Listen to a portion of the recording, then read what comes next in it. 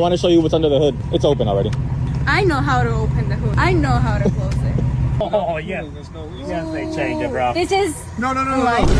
Yeah, they put the half. No. Look at that. Okay, I cut know, it. no, that's what I'm saying. V8. So, What's yeah, the horsepower on it? Close to 700.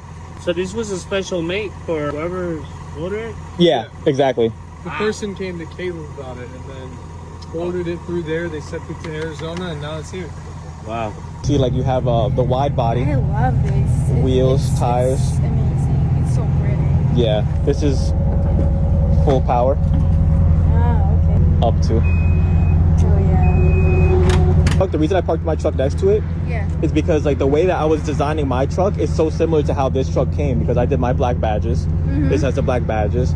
Yeah. This has the red and chrome badge. Mine has But the red this and is chrome badge. SR, right? It is this is the RST. Or it says SR. I don't know what the SR stands for actually.